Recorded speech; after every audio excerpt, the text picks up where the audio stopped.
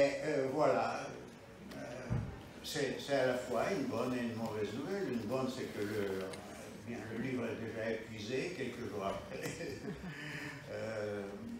nous avoir apparu, mais voilà, la mauvaise, c'est qu'il n'est pas disponible à part un seul exemplaire. Bon, pour ceux qui s'intéresseraient à certains de mes livres précédents, vous aurez l'occasion après notre table ronde, voilà, de ce qu'on s'installe dans un coin quelque part avec mes deux bouquins que j'ai apportés. Bon, maintenant, pour ne pas perdre le temps pour un sujet très vaste, je crois que mon collègue et mon partenaire de cette table ronde va m'accorder cette définition, parce que déjà, voilà, tout ce qui concerne la Russie est vaste. Et les 30 ans après la fin de son, bon, certains diraient sa parenthèse soviétique, la fin de l'Union soviétique, c'est un temps, à mon avis, suffisant pour jeter un coup d'œil, un regard sur à la fois cette période mouvementée, cette Russie soviétique qui s'est imposée à partir de 1917 jusqu'à la démission de Gorbatchev en 1991, et qui a pesé énormément sur le destin du monde. On peut dire que, et là je dois emprunter une définition d'un historien britannique, Eric Hobsbawm, qui n'a pas hésité de définir le XXe siècle court, comme il dit, le XXe siècle politique, entre deux dates, 1917, la révolution bolchevique, la révolution russe, en sens plus correct, et la chute du mur de Berlin et on peut dire la chute du Kremlin dans un certain sens soviétique qui a suivi 2 ans plus tard. Donc le rôle, le poids, la trace de cette période soviétique est énorme dans l'histoire évidemment de la Russie, dans l'histoire millénaire de la Russie, mais aussi dans l'histoire du XXe siècle. Je ne vais pas être long parce que je crois qu'on est intéressé plutôt à engager une sorte de dialogue. Je crois que les 30 ans qui ont suivi la disparition de l'Union soviétique nous rendent, moi de toute façon, me rend un peu hésitant sur l'affirmation de ce que l'Union soviétique a véritablement disparu. J'ai l'impression que cette catastrophe géopolitique, la définition de Vladimir Poutine, le président actuel de la Russie, cette catastrophe géopolitique, ou peut-être ce tremblement de terre géopolitique qui s'est produit à la fin de 1991, bon, déjà, ça a pris tout le monde de court, à la fois en Russie soviétique, mais aussi à travers le monde. Et deuxièmement, j'ai l'impression que les ondes de choc de cette secousse formidable qu'a connue ce pays, et ces pays maintenant, parce qu'il s'agit de 15 pays indépendants qui ont succédé à l'Union soviétique, se font sentir à travers ces 30 ans, jusqu'à aujourd'hui. Il suffit de regarder les actualités d'aujourd'hui, tout simplement pour découvrir de ce que la Russie, entourée de ses anciennes républiques sœurs, comme on disait à l'époque soviétique, ne cesse de régler ses relations, de redéfinir la nature de ses rapports avec parfois les parties de son ancien territoire, redéfinir même les frontières. Et donc, de ce point de vue, je dirais qu'une question qui s'impose, s'agit-il, je dirais, d'un processus qui est en train de, bon, qui va dans le sens de se calmer après cette énorme éruption qu'a été l'effondrement de l'Union soviétique, ou bien s'agit-il peut-être de retour déjà ou d'une annonce de la récomposition de ce qu'avait été dans le temps la Russie historique, la Russie impériale, la Russie en quelque sorte éternelle. Bon, je crois que pour le moment, je préfère m'arrêter là. Surtout, je voudrais que mon collègue de ce table ronde, M. Margalis, dont le livre j'ai découvert avec plaisir, que j'ai lu avec beaucoup d'attention, et qui a le grand mérite, de mon point de vue, de m'apprendre certaines choses, même pas mal de choses, de mon propre pays. Et vous pouvez vous imaginer que ça ne devait pas être facile, mais j'en félicite. Et je termine juste par une conclusion. M. Margalis, comme j'ai constaté dans son bouquin, il cite Winston Churchill, même à plusieurs reprises, la fameuse définition par Churchill de la Russie. Une énigme développée dans un mystère, puzzle entre les deux, quelque chose dans ce sens. Mais il y a une charade, oui. Mais il y a eu une autre, formule qui est attribuée à Churchill. On lui attribue d'ailleurs pas mal de bons mots.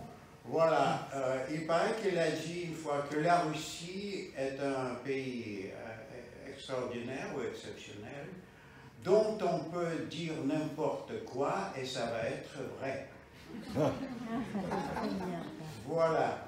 Bon, donc je termine là-dessus parce que vous comprenez que nos deux bouquins, même s'ils sont différents, j'avoue qu'à un certain moment j'ai hésité. Si je choisirais Le naufrage aussi comme titre de mon bouquin. Voilà, donc nous on avait toute la liberté, moi et lui je crois, de raconter notre part de vérité sur cette charade. Merci. Merci beaucoup André Kratchov. Je vais passer la parole à Monsieur Maigrelis. Je me souviens, une des choses qui l'a le plus marqué, c'est que c'est l'effondrement d'un empire qui n'a, sans faire de mort, ce qui est inédit dans l'histoire de l'humanité, n'est-ce pas? Merci André Kratchov pour les paroles aimables que vous avez eues à mon égard. J'ai été très heureux de découvrir votre propre expérience et votre propre aventure. Et j'ai retrouvé dans votre livre beaucoup de noms qui me sont familiers, de gens avec lesquels j'ai travaillé, où j'ai eu des relations amicales. Et quand vous dites qu'on ne sait pas où va la Russie, si elle va en arrière, si elle va aller en avant, je citerai, et j'ai l'habitude de le faire, un seul exemple, c'est l'exemple français. Entre 1789 et l'établissement de la démocratie en France, c'est passé 80 ans, puisque ça s'est passé en 1873. Donc il a fallu 2 empereurs et 3 rois pour arriver à concrétiser les espoirs de la Révolution de 1789. On n'en est pas là, on en est à 30 ans. Alors je crois qu'avant de porter un jugement définitif sur ce que va devenir la Russie et les autres pays, d'ailleurs frères, comme vous dites, on peut se donner un peu de temps et leur octroyer un peu de temps. C'est-à-dire que ce que je vois dans la presse, que vous voyez tous dans la presse tous les jours, c'est oui, la démocratie, pays illibéral, etc. Mais où en était la France sous Louis-Philippe ou sous Napoléon III? Bien. J'arrête, je ferme ma parenthèse là.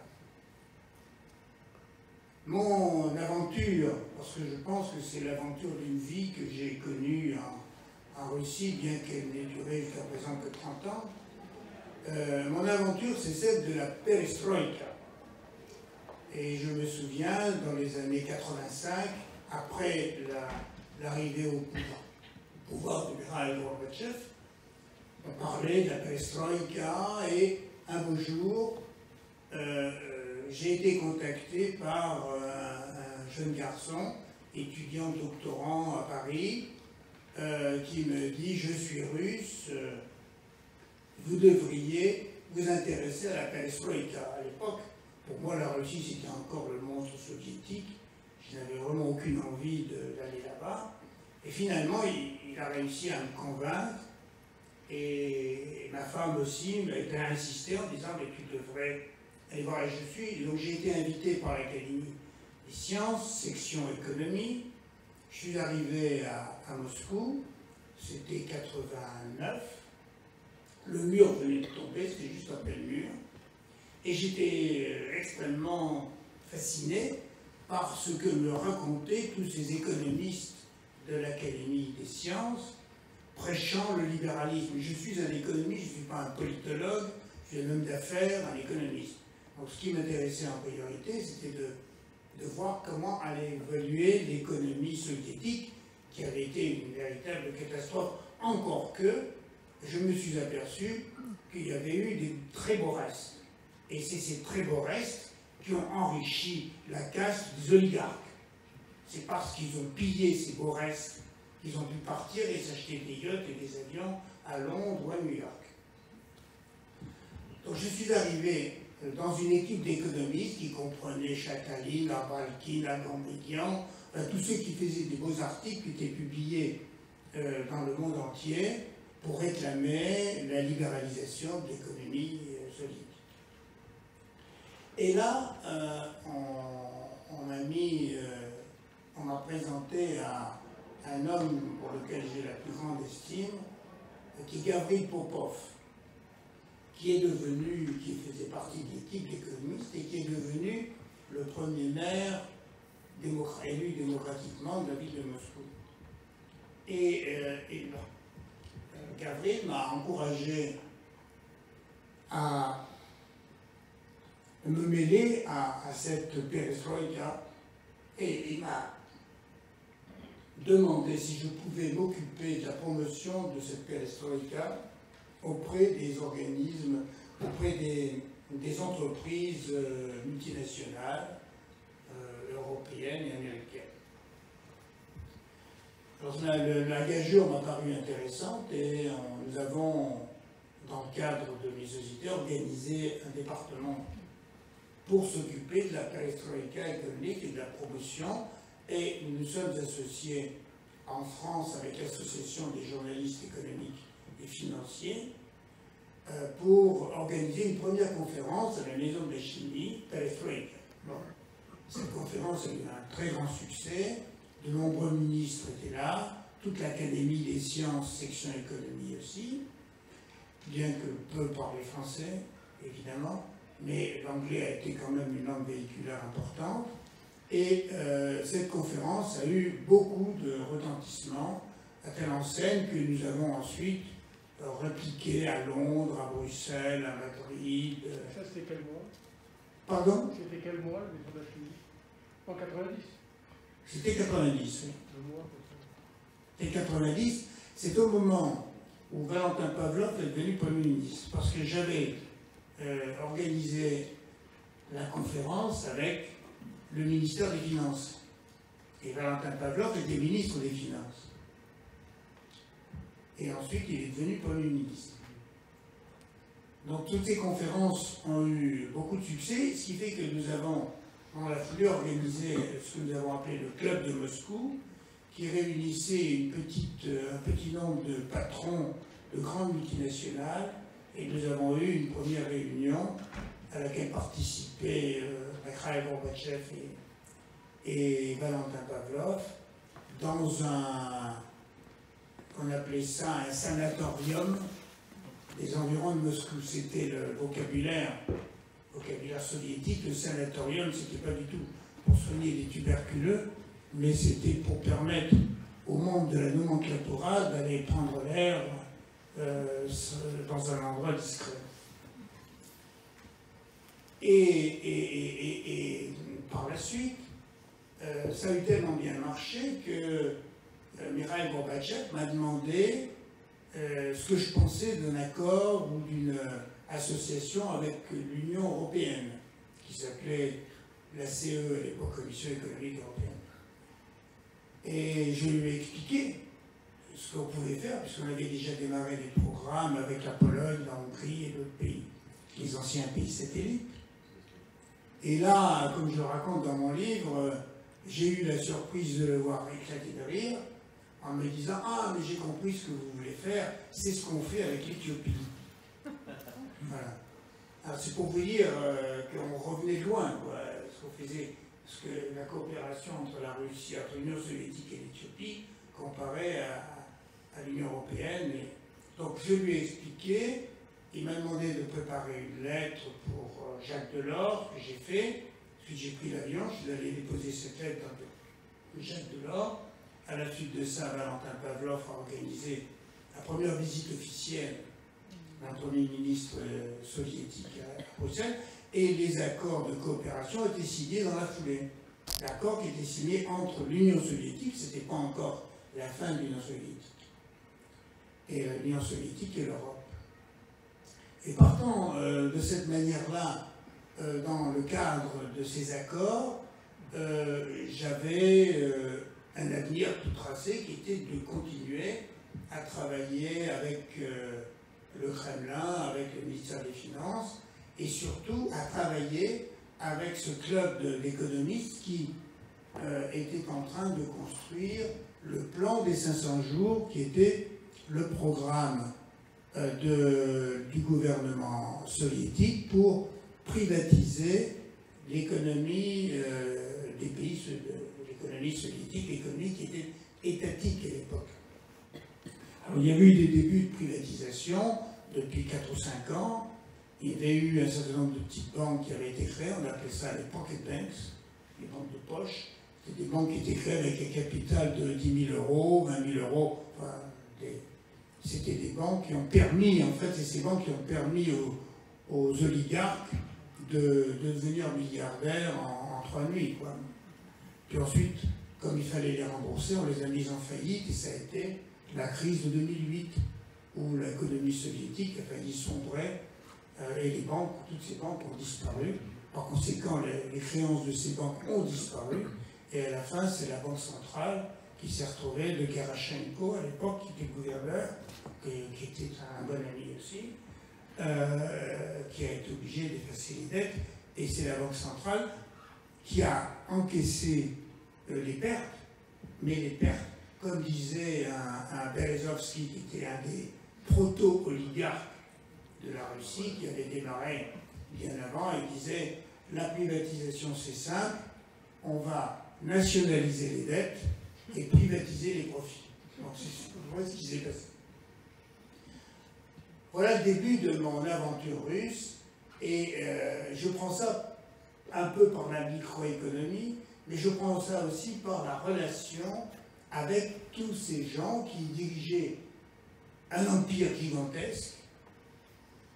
Je me suis trouvé un jour, je le raconte dans mon livre, dans ma voiture, à conduire le ministre des Finances de l'URSS à l'aéroport de Charles de Gaulle. Et ce pauvre homme avait beaucoup bu la nuit d'avant. Et il était derrière, sa collaboratrice était à côté de moi, et tout d'un coup, dans le rétroviseur, je le vois rougir, il devient apoplectique, il enlève sa cravate, je me demande ce qui se passe. Alors la collaboratrice me dit, faites pas de soucis, je suis au courant. Je sais m'en sortir, et avec les hommes russes, c'est comme ça que ça se passe.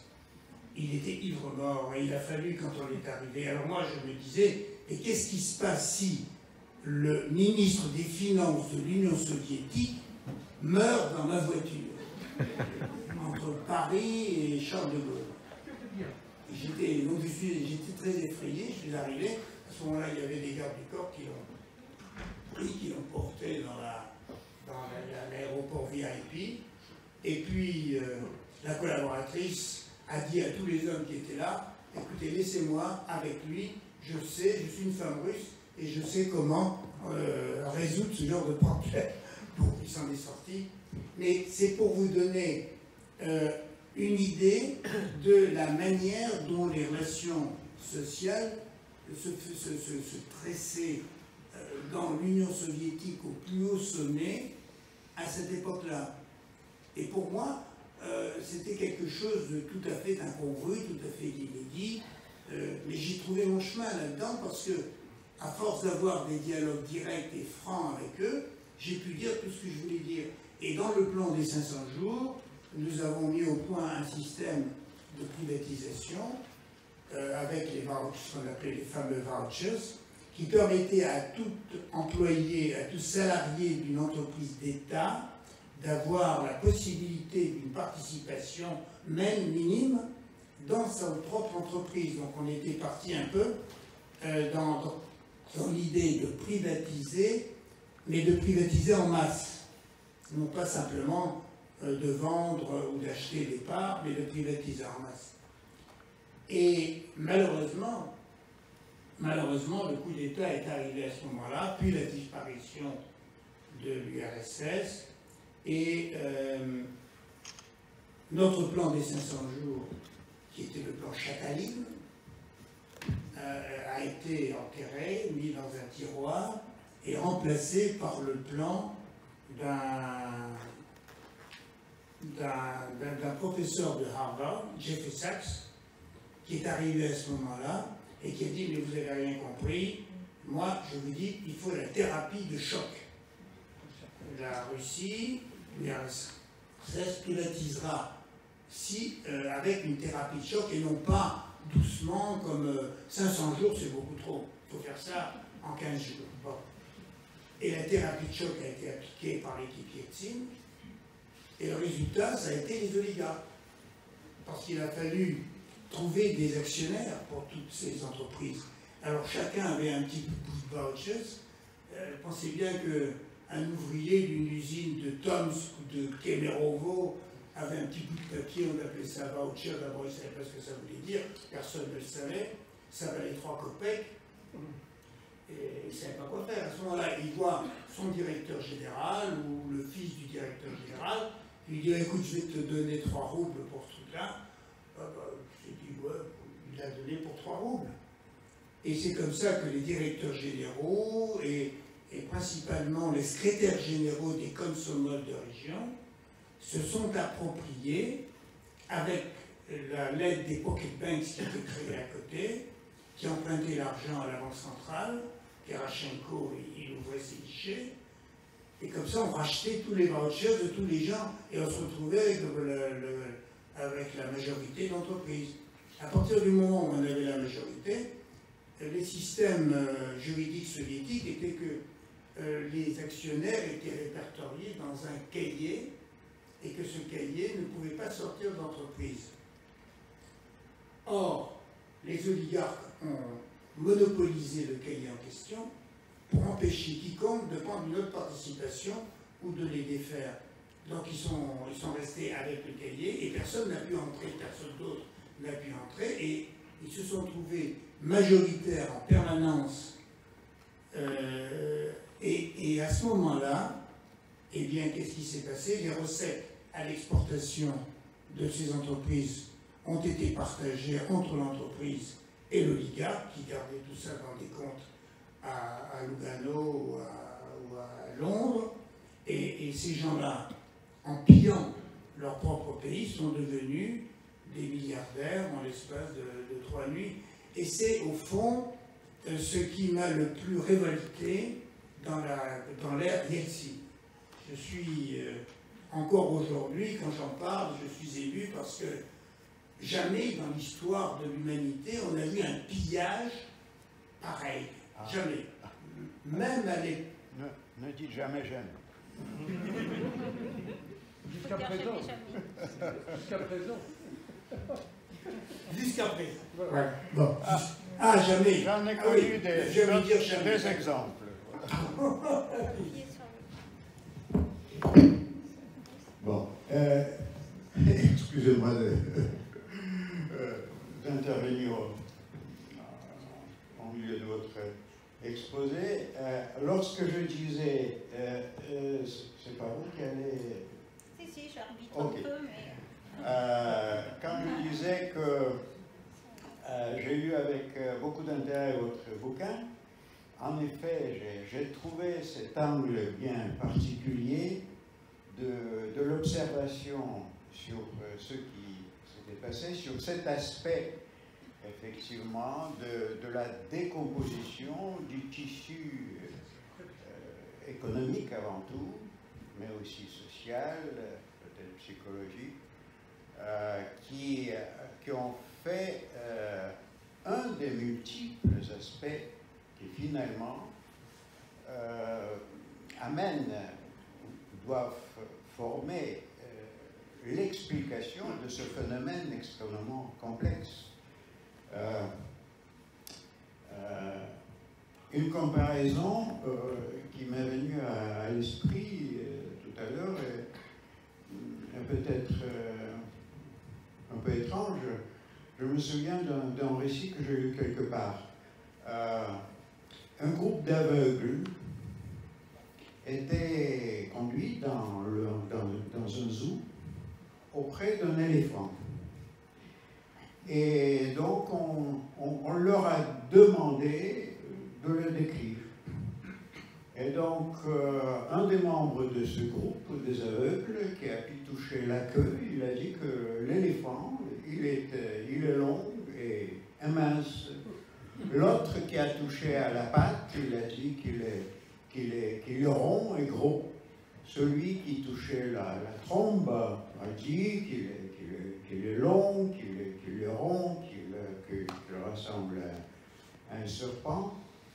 Et voilà, avec cette comparaison, je voudrais vous dire que, voilà, la Russie dans sa totalité, mais le processus de la perestroïka plus particulièrement, c'est un phénomène aussi multifacette qu'effectivement, que si on en prend qu'un seul aspect, bon, on peut évidemment, j'ai lu avec intérêt ce récit d'un ministre des Finances, et il remonte dans la voiture, mais je peux vous dire que par exemple Pavlov, qui était une de vos fréquentations, le Premier ministre, voilà, finalement il a fini d'être un des putschistes. Voilà, il a fini dans la prison. Donc, de ce point de vue, il paraît que, par des fois, vous avez eu des liaisons dangereuses dans votre expérience. Je voudrais peut-être, parce que, en plus, j'étais très sincère en disant que, par exemple, vous avez parcouru ce pays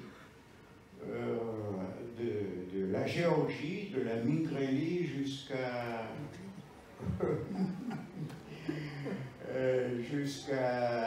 la Sibérie, je crois. Voilà.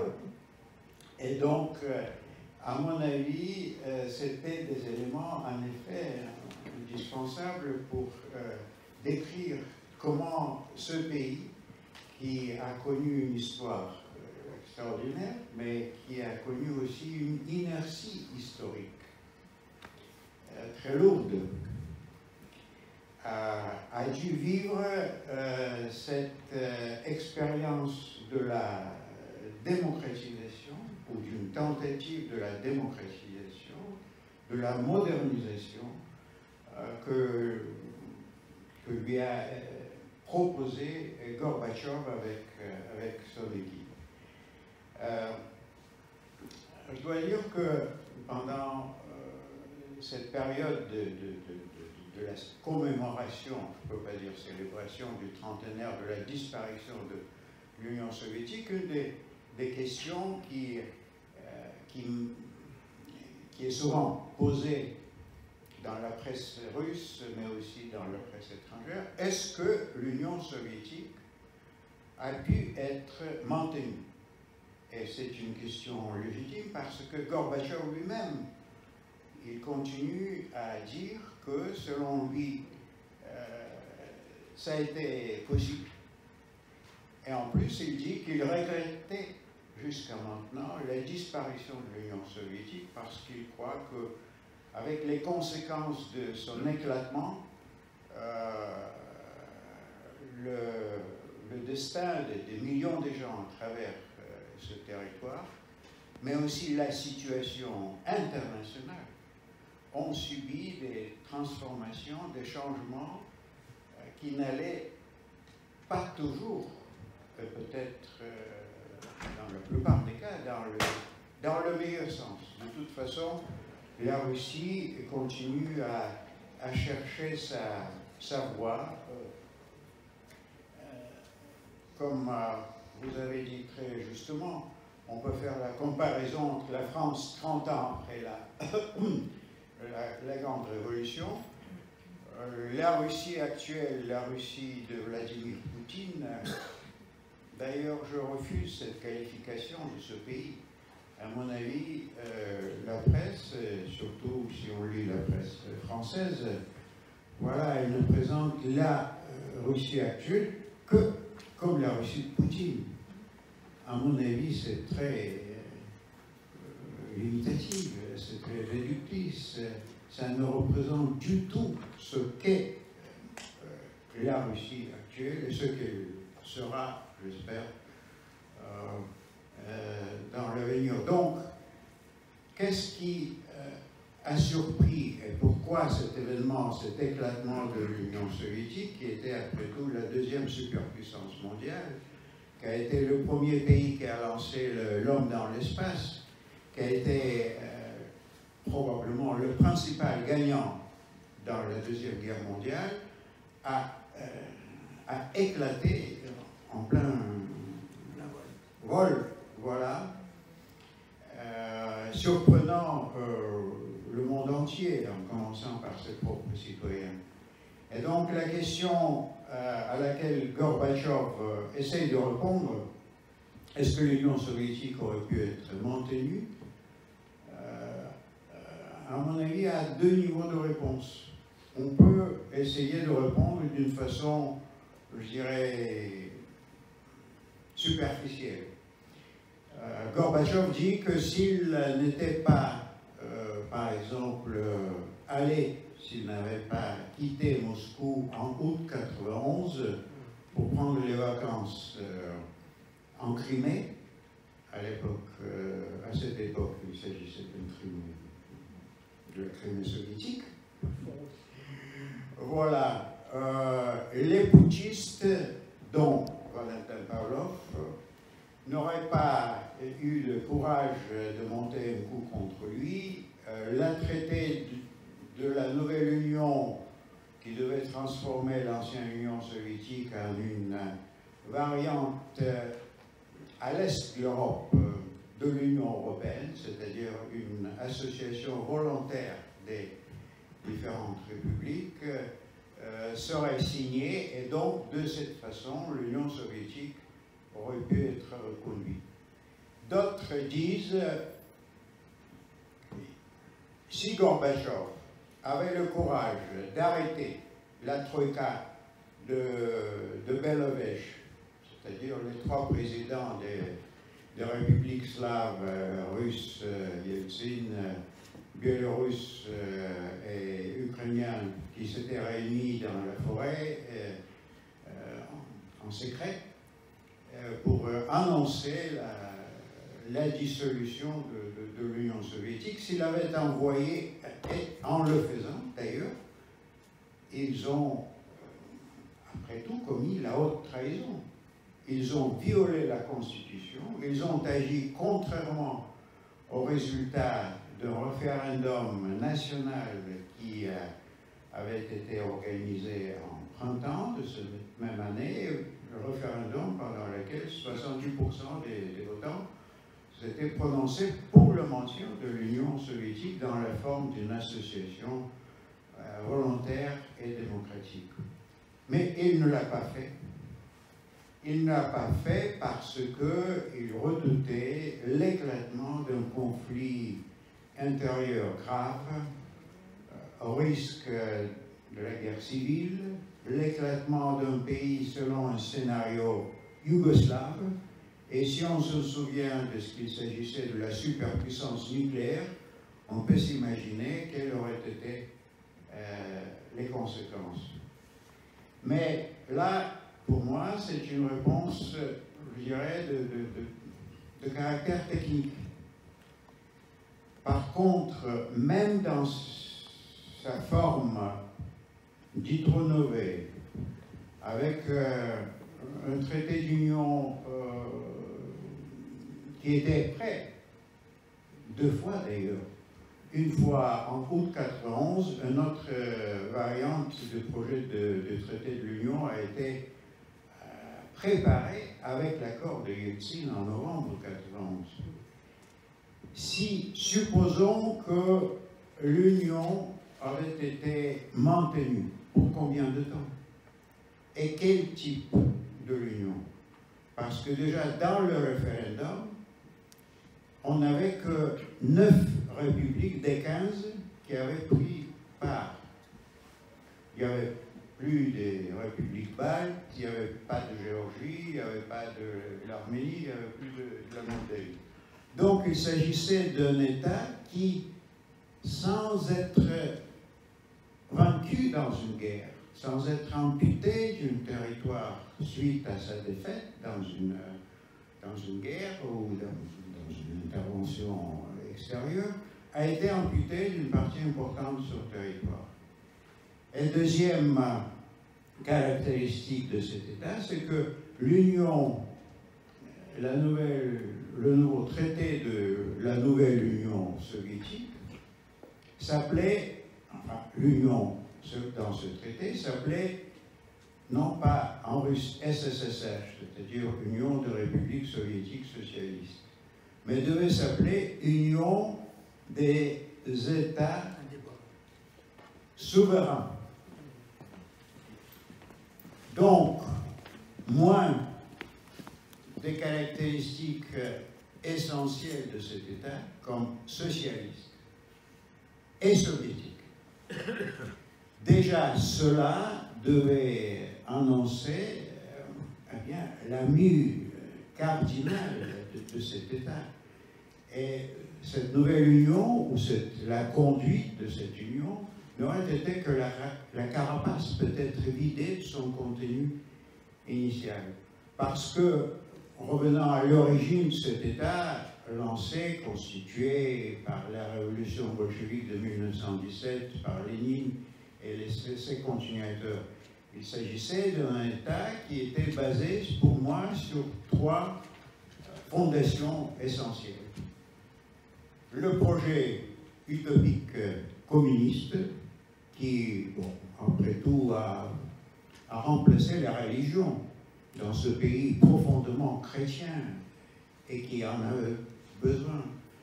Deuxième élément, deuxième support de cet État, c'était la coercition imposée par cette minorité militante que représentait le parti bolchevique qui a accédé au pouvoir depuis 1917 et qui dépendait de plus en plus sur cette coercition et sur la terreur pour se maintenir au pouvoir. Et le troisième support qui maintenait cet État debout, en quelque sorte, c'était, curieusement, la confrontation. La confrontation avec le monde extérieur, le monde occidental avant tout, l'autre superpuissance américaine. D'un certain sens, ce climat de la confrontation, dont, pendant la période de la guerre froide, facilitait le maintien de ce système.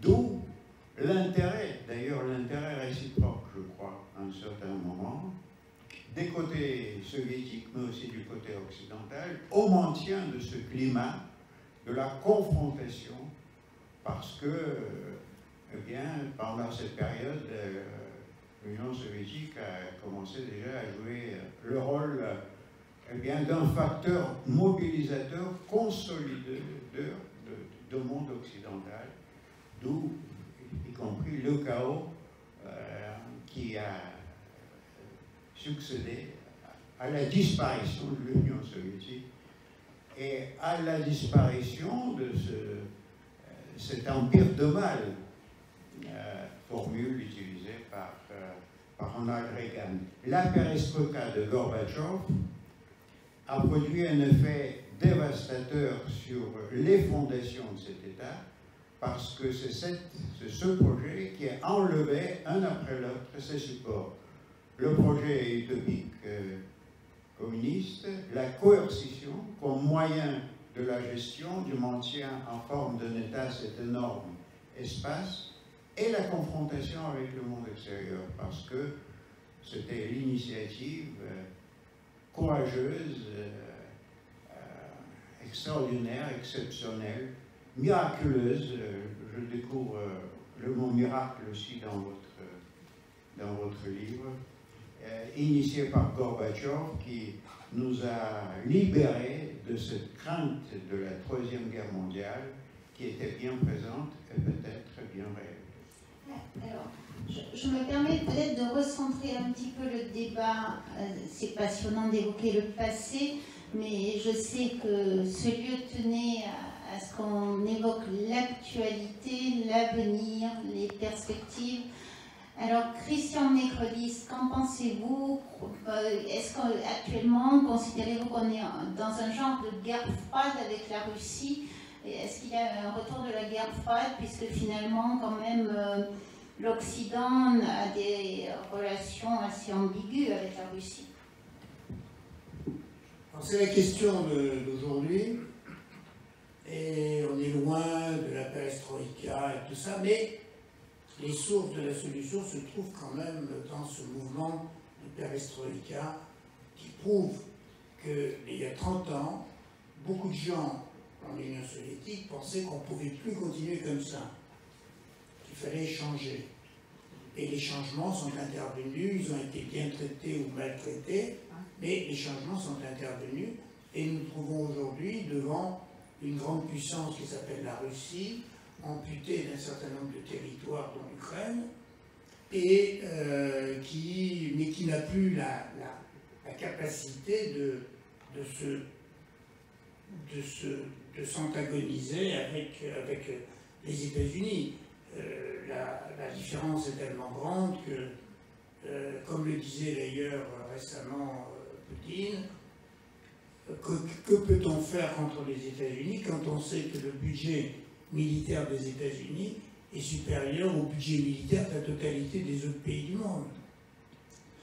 Donc il y a une prise de conscience en Russie du retour à la puissance normale et non plus la superpuissance. La superpuissance dans l'esprit de tout le monde aujourd'hui, c'est la Chine. Et le processus que décrivait M. Grachev est en train de se produire en Chine aujourd'hui, avec le support d'un gouvernement coercitif supporté par le nationalisme engendré par l'antagonisation des relations avec le reste du monde. Ils suivent le schéma soviétique traditionnel qu'ils ont connu et dans lequel ils ont été élevés d'ailleurs. Alors aujourd'hui, moi ce qui me concerne, c'est la relation entre notre pays et la Russie. Parce que j'ai toujours levé le drapeau en Russie et tout le monde me connaît comme le François et je défends les positions de mon pays par rapport à l'Allemagne, à l'Italie ou même au Japon et aux États-Unis. Et je me suis trouvé dans le domaine industriel en concurrence permanente avec les pays que je viens de citer.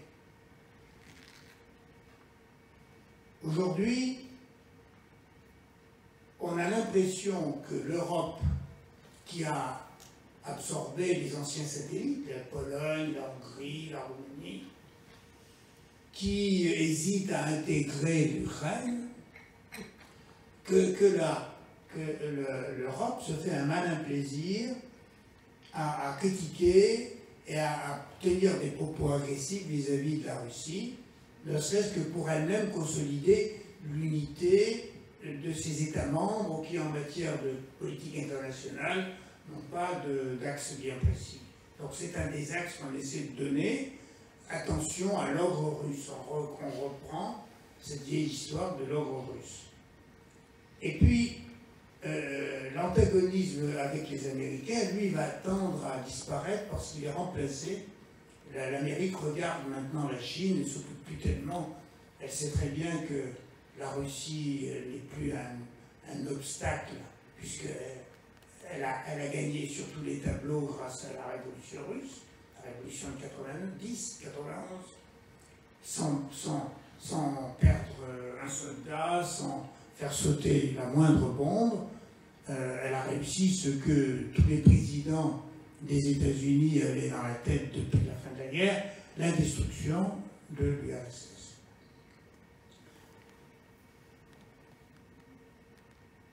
C'est là que nous devons, nous Français, nous poser une question assez simple. D'abord, il faut que nous comprenions ce qu'est la Russie, d'où vient la Russie, pour comprendre, pour essayer de voir où elle va. On est devant un pays qui est grand comme 25 ou 30 fois la France, ou je ne sais plus combien, enfin bon. On est devant le seul pays européen qui a une façade sur le Pacifique. On est devant un pays qui, nous avons connu Attila, et on en a gardé un souvenir épouvantable. Eux, ils se sont tapés Attila, Gengis Khan et Tamerlan, qui étaient tous plus féroces les uns que les autres. Et ça n'est qu'à l'époque d'Ivan le Terrible qu'on a commencé à faire tomber ce qu'on appelait la Horde d'Or, c'est-à-dire le Khanat qui recouvrait la Russie. Donc voilà un pays qui, jusqu'au XVe siècle, s'est occupé de combattre des Attila à la puissance 4. Ensuite, ce pays s'est retrouvé devant une autocratie qu'elle a construite avec le tsarisme, mais une autocratie qui était alliée à une église qui était devenue très puissante, une église d'État, qui n'a jamais baissé pavillon. L'église, pendant toute l'époque de l'Union soviétique, était quelque chose qui était banni, mais elle existait. Et dès que l'Union soviétique a disparu, dans les 10 ans qui ont suivi, l'Église a triomphé en Russie et dans les autres pays de la même manière, même les pays musulmans. Donc on a un passé qui est extrêmement lourd. Là-dessus, il s'est greffé la Révolution. Et pendant la Révolution, avant la Révolution, il y a eu une période à peu près d'une vingtaine d'années qui a été bénie pour les relations entre la France et la Russie. C'est l'époque de l'entente franco-russe. Je ne sais pas si vous avez ça en mémoire, mais un traité a été signé dans les années 1888, je crois, entre la France et la Russie, de coopération. Pardon? De Gaulle ou Mais non. Mais non. 1800. 1800. Je me suis trompé, excusez-moi. Non, c'est 1800 jusqu'en 1913. Et dans le cadre de ce traité, la France a littéralement déclenché la première révolution industrielle en Russie. Le nombre d'investisseurs, le nombre d'entrepreneurs français en Russie était considérable. Des pans entiers de l'industrie sidérurgique, textile, céramique, le transsibérien a été construit par des ingénieurs français, les ponts de Saint-Pétersbourg également. Donc il y a eu une ruée des entrepreneurs français en Russie, avec un très grand succès. Et malheureusement, ça s'est terminé par la catastrophe des emprunts russes, à une certaine époque, dans les années 1910, 30% de l'épargne française était investie en Russie. C'est considérable. On n'a pas eu beaucoup de chance, on est tombé sur la Révolution, et la Révolution a révoqué tous les emprunts russes, et on sait ce qui s'est passé après, on n'a jamais été remboursé. Ça ressemble un petit peu à ce qui s'est passé après la Révolution de 89, quand les Américains ont révoqué les créances de la France en disant « Ah ben oui, mais ça c'était Louis XVI, c'était l'Ancien Régime, et nous il n'y a aucune raison qu'on vous... » Je ne sais pas s'ils l'ont remboursé un jour, enfin le même phénomène. Mais pendant cette période-là, la coopération entre nos deux pays a été exemplaire et nous avons doublé tous les autres pays du monde dans l'influence économique, artistique, culturelle, littéraire. Nous étions sur tous les fronts. Ça s'est interrompu avec la Révolution. Ce que je propose, c'est que ça recommence.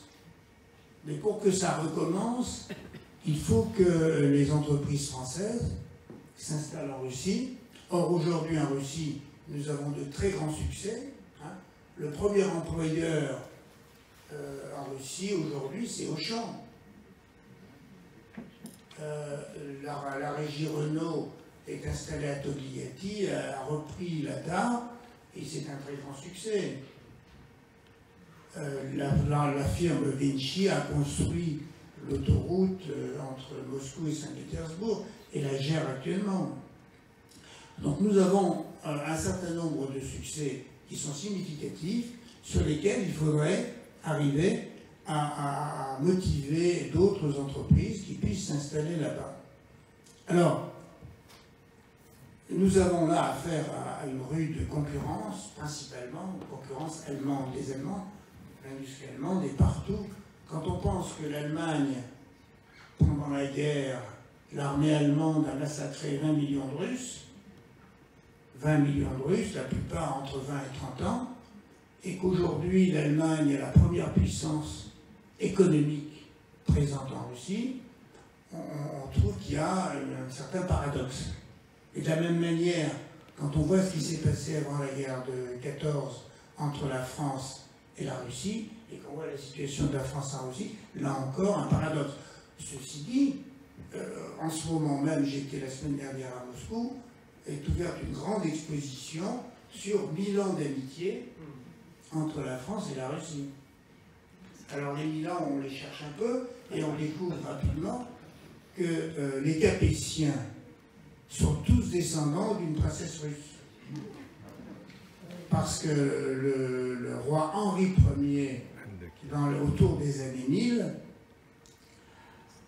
était veuf, sans enfant, et cherchait une femme pour que la dynastie puisse survivre. Et il a trouvé le prince de Kiev qui lui a proposé une de ses filles. Et le mariage a eu lieu parce qu'à l'époque, on était avant la scission entre les églises chrétiennes. C'était l'époque qu'on appelle la Grande Église, où il n'y avait pas de catholiques, il n'y avait pas d'orthodoxes, il y avait de protestants. Il y avait la Grande Église, et donc Moscou, Kiev et Paris, c'était la même église. Donc le mariage a eu lieu, les enfants sont nés, et tous les Capétiens descendent de cette princesse. Donc ça fait 1000 ans. Voilà. Bon, c'est une anecdote intéressante, mais significative, qu'une exposition en ce moment ait lieu. Alors, je ne veux même pas parler de tous les concerts qui ont lieu en ce moment, des expositions d'art russe, comme Répine, là, au Petit Palais, mais il y a une relation culturelle extrêmement importante et qui a toujours existé entre la France et la Russie. Je suis moi-même vice-président de l'association des économistes, internationale des économistes à Moscou. Eh bien, nous avons été créés il y a 30 ans, nous fêtons actuellement notre 30e anniversaire, et nous avons ressuscité la Société d'économie libre, qui avait été créée par Catherine Lacrande, et qui avait été animée par des grands économistes français, et puis ensuite qui a été dissoute au moment de la Révolution, et nous l'avons ressuscitée il y a 30 ans, et elle existe aujourd'hui, et elle groupe tous les économistes de l'académie, mais également énormément d'industriels qui cherchent eux aussi à promouvoir le développement, et je suis, je crois, le seul vice-président étranger. Il y a peut-être un Australien à côté de moi, mais c'est tout. Donc, notre objectif, c'est de développer la coopération franco-russe dans le domaine économique. Donc, l'avenir des relations entre la France et la Russie est éminemment politique. Si la politique se met en travers, comme c'est le cas aujourd'hui, il ne se passera rien. Mais si la politique change, je pense à... Excusez, je suis peut-être un petit peu long, là, non? Je vais vous passer la parole. Oui, voilà. Je vais vous repasser la parole. Sur les perspectives, donc... ah oui, là on a plus de... Voilà. Je vais repasser la parole à Andrei Kraïtchov sur les perspectives, donc l'avenir, comment le voyez-vous entre la Russie et la France, la Russie et l'Europe? Oui, je suis prêt de donner mon avis, mais peut-être, compte tenu qu'on a le temps, je crois, compté, peut-être on laisse un peu, on prend quelques questions dans la salle, et comme ça on pourra... Vous avez l'heure? Il reste 5h05. 17h05. Ah, oui. Alors, peut-être que quelqu'un pourrait poser une question à S'il monsieur. vous plaît. Est-ce qu'on peut poser des questions sur l'histoire ou contemporain? Sur Ah oui. l'histoire, il ne faut pas. Hein. Bon. Alors, j'aimerais, M. Magris, est-ce que vous étiez présent? Désolée, mais il n'y a plus de batterie ici. Comme... Oui. Bon, c'est passionnant, je crois qu'on pourrait rester jusqu'à minuit. Ah, non, je suis désolée. Désolée, ça ne marche pas. Ça marche, là? Bon, c'est... Comment? On vous entend. Ah, voilà. On vous entend. Ça va, là? On vous entend. Non, on vous entend par les formes. D'accord, bon. Étonné que vous étiez présent et dans l'âme du pouvoir, il y a une thèse que j'ai lue, et que certains Russes m'ont parlé, c'est qu'il y avait la mafia et le KGB qui avaient beaucoup d'argent, et qui savaient que quelque chose se passait, donc ils ont rapatrié cet argent, et ça, ces pocket banks dont vous parlez ou autres, ça a servi, ce que Karl Marx appelait l'accumulation primitive, sont faits là-dessus. Ça, est-ce que c'est la théorie du complot? Est-ce que vous pouvez affirmer, confirmer? Il y a quand même des rumeurs, des articles, quelque chose là-dessus. Par contre, mon ami Gatchev, bon, là aussi, il y a une autre thèse, je ne suis pas du tout complotiste, qui dit que Yeltsin était déjà au courant qu'il y aurait un putsch, parce qu'il connaissait l'armée, ils avaient voté pour lui le 12 juin, et puis quand il est revenu du Kazakhstan, il a changé 2 fois d'avion, il avait peur qu'on l'attrape, bien sûr, et il a demandé, il habitait à une résidence Arkhangelsk, et il a demandé à tout le monde de venir, et ils sont arrivés à 8h du matin, puis ensuite ils sont allés à la Maison Blanche, parce que le fameux commandant Alpha, bon, il peut pas importe. Est-ce que vous confirmez cette thèse, ou est-ce que tout a été dit là-dessus? Alors, je n'ai pas encore lu votre livre, certainement, c'est la page 200 et quelques, c'est quand même intéressant. Vous voyez? Alors, il y a une personne qui était à Belovège, c'est Pouchkevitch. Pour la petite histoire, c'est lui qui est le professeur de russe d'Oswald. Parce qu'Oswald, le dit assassin de Kennedy, il s'est marié avec une soviétique et il l'a envoyé à Minsk. Et c'est la petite histoire, comme quoi, évidemment, rien. Bon, alors, sur le présent, effectivement, on peut dire des tas de choses. Vous avez tout à fait raison. Il y a, on verra, confrontation ou pas, bon, ça fait l'objet d'un deuxième débat. Mais effectivement, malheureusement, on n'est pas sorti de cette période. Il y a encore cette espèce de legs. Alors, l'histoire, est-ce que les historiens vont déblayer encore le terrain? Quelle est votre opinion? En somme, est-ce qu'il y a encore des choses nouvelles sur cette période clé, des choses qui peuvent nous éclairer le chemin? nous aider à avoir un avenir ou pas. Bon, comme c'est moi qui ai le micro, je réponds à la question concernant Boris Yeltsin et le mois d'août et les connaissances par Yeltsin de la préparation de putsch. Bon, vous savez, en Russie, les choses sont à la fois plus compliquées, mais peut-être aussi plus simples. La raison, pour ce qui concerne les putschistes, le scénario qui avait été construit notamment par le directeur de KGB, Klitschkov, envisageait deux variantes concernant Yeltsin. Parce que, bon, pour ce qui concerne Gorbatchev, c'était voilà, évident, il fallait le débrancher. Voilà, il fallait le priver de communication, il fallait l'isoler à la Datcha, profitant de son absence de Moscou. Concernant Yeltsin, il y avait deux scénarios prévus. Un dur, l'autre soft, si vous voulez. Le scénario soft, c'était de lui proposer de coopérer avec les putschistes. Et l'idée de putschistes qui pensaient avant tout à l'annulation de la signature de traité la nouvelle traité de l'Union, c'était de ce que, éliminant Gorbatchev, il pouvait compter sur la complicité, sur l'accord de Yeltsin, connaissant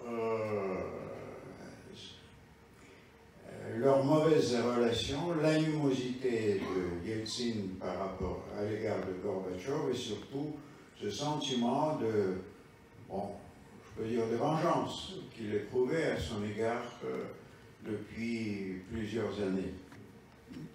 Après tout le projet yeltsinien dans lequel il s'est servi de la Russie, de toute la République pour se venger et pour s'approprier du Kremlin, c'était ça. Donc le scénario était basé sur cela. Sauf qu'ils ils ont sous-estimé l'ambition de Boris Yeltsin. Ils n'ont pas compris que Yeltsin n'allait pas se contenter d'un statut du président juste d'un des républiques sous la direction de quelqu'un comme Yanayev ou Lukyanov, enfin des gens qui avaient constitué le putsch. Le scénario dur envisageait l'arrestation de Yeltsin au cas où il refuserait. Bon, son isolement, à peu près dans les mêmes conditions qu'avaient été réalisées à l'égard de Wałęsa en Pologne par le général Jaruzelski. D'ailleurs, on peut dire qu'en grande ligne, le scénario de putsch de 91 a été fabriqué, a été calqué par le KGB, d'ailleurs, qui ont dû servir Jaruzelski dans la préparation de son introduction de l'État de siège. Voilà, ces deux scénarios n'ont pas marché pour une simple raison. Cette fois, c'était Boris Yeltsin qui était ivre-mort et pas le ministre des Finances que vous avez évoqué. Pavlov était ivre-mort. Voilà, parce que, en effet, Yeltsin se trouvait dans l'avion qui le ramenait de Kazakhstan et tout naturellement, et bon, les Russes qui, j'espère, sont présents dans cette salle, comprendront bien que, la cérémonie d'adieu entre Nazarbayev et Yeltsin, évidemment, bon, pouvait prendre du temps et naturellement devait mettre Yeltsin dans un état particulier. Donc, même le maréchal Yazov, qui était dépêché par les putschistes pour les négociations entre deux variantes avec Yeltsin, eh bien, ne parvenait pas à obtenir sa réaction.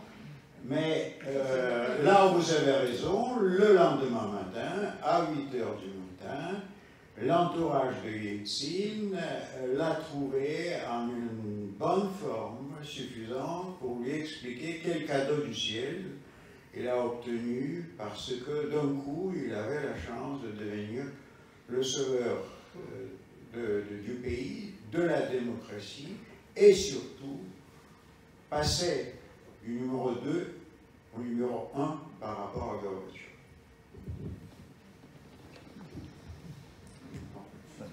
Pour ce qui concerne l'argent du KGB, s'il vous plaît, une petite remarque à l'adresse de M. Margolis. Maintenant, je sais à qui je dois dire merci, entre guillemets, pour le cauchemar et arnaque qu'on a appelé privatisation avec voucher. Merci, monsieur. Vous avez connu ça? Exactement. Je suis vécu dans un pays à cette époque-là et c'était vraiment une arnaque totale. Oui, parce que ça a été repris par Jeffrey Sachs, où on a été mis au placard. J'ai une question courte. Est-ce qu'à votre avis, le modèle libéral d'économie est toujours vivant?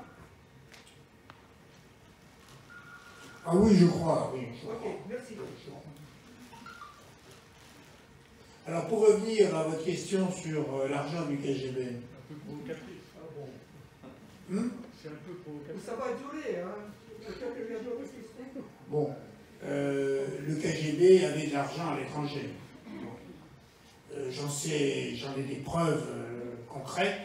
Par exemple, un de mes amis, dont le père était un membre du comité central, devait subir une très grave opération, impossible de la... Il est parti à Houston, l'Anderson Center, il a été opéré, il est revenu guéri, ou presque guéri, mais ça a coûté, je sais que ça a coûté $200 000. Il n'avait pas $200 000. C'est le KGB qui a payé les $200 000. Donc il y avait de l'argent à l'étranger. Bien. Ensuite, quelle est la relation entre cet argent et celui des oligarques? Aucune. À mon avis, aucune relation. Les oligarques ont travaillé, et j'en connais suffisamment pour savoir le fond des choses, ont travaillé sur l'idée que l'argent leur serait donné par la Banque centrale s'ils créaient leur propre banque. Donc ils ont créé des pocket banks avec des capitaux nominaux, et immédiatement Garachenko leur a envoyé des fonds qui leur ont permis de racheter tous les vouchers et de se retrouver majoritaires. Ce sont deux circuits très différents. Alors je ne dis pas que le KGB n'a pas investi dans telle ou telle firme, ça c'est possible, mais moi je ne connais pas. Je connais des individus qui étaient soit les directeurs généraux, soit des cadres de ces entreprises qui d'un seul coup sont devenus les propriétaires. Pardon? L'argent des KGB maintenant, est-ce que ça veut l'argent des KGB. J'ai une question. Bonjour Monsieur Larchef, on vous remercie d'être venu en France comme témoin de la dislocation de l'URSS. Et nous, on était très surpris en France que la plus grande armée d'Europe rentre dans ses casernes en l'espace d'1 an et demi. Cette armée qui avait vaincu quand même l'Allemagne. Et quel est votre sentiment, vous, personnellement, 30 ans plus tard? Est-ce que ça ne valait pas la peine, quand même, de se battre un peu plus pour l'URSS, vu ce qui s'est passé et vu les fausses promesses de l'OTAN? Bon, pour ce qui concerne l'armée soviétique, l'armée rouge, si vous voulez, bon, elle a elle a fait preuve de toutes ses qualités et des capacités en combattant l'invasion étrangère, en défendant sa patrie. Et je dirais que par chance, et heureusement, dans l'histoire de la Russie, bon, à part les quelques coups de balai dans lesquels bon, les Orlov ou certains autres avaient participé, l'armée était éloignée de la politique. Il n'y avait pas, par exemple, dans l'histoire récente de la Russie, et encore moins soviétique, des genres de pronunciamento, vous voyez, qui engageraient l'armée dans le processus politique. Encore moins, évidemment, pouvait-on s'attendre à ce que l'armée intervienne dans voilà, la résolution de ce drame politique qui se déroulait surtout à l'étape finale de la perestroïka, lorsque s'étaient confrontées pratiquement les trois forces politiques. D'abord, le courant gorbatchevien, une tentative osée, ambitieuse, de proposer, d'imposer, si vous voulez, à la société, aux lourdes traditions autocratiques, historiques, une réforme selon un modèle européen. Donc, le premier courant, perestroïka. Le deuxième, c'est la résistance. C'est la résistance, c'est les forces traditionnelles, c'est la nomenclatura, c'est le KGB, c'est tout ce que représentait cette force, ce corps de l'État soviétique qui s'était consolidé, bon, on peut dire, en résumant, bon, je dirais l'État stalinien, qui évidemment, face à ce que lui annonçait la perestroïka, eh bien, se sentait dos au mur et qui devait réagir. Et qui devait réagir par deux moyens. Un, à travers le parti, ce parti que Gorbatchev a osé pratiquement de priver de son statut du parti-État, du parti possédeur de l'État, dominateur, mais aussi gérant l'ensemble des affaires et possédant évidemment toutes les richesses et contrôlant les richesses du pays. Donc cette force conservatrice à l'intérieur du parti s'est révoltée, surtout à partir du moment où Gorbatchev l'a privé de ce qui était inscrit même dans leur constitution, le monopole du pouvoir d'un seul parti dans l'État soviétique. Et troisième force, c'était les soi-disant démocrates radicaux, ceux qui, voilà, inspirés par les conseils de Jeff Sachs, mais aussi de ses collègues conseillers sur le plan politique, poussaient le processus de la réforme à l'intérieur de l'Union soviétique pour aller plus vite, plus radicalement, et qui prenait Gorbatchev pour être trop prudent, trop hésitant, parfois évasif, cherchant à éviter la confrontation entre les démocrates et les conservateurs par le souci d'éviter le conflit entre les deux extrêmes. Donc, c'était la réunion de ces trois forces auxquelles il faut ajouter les nationalismes. N'oublions pas que dans le cas de l'Union soviétique, il s'agissait de l'Empire.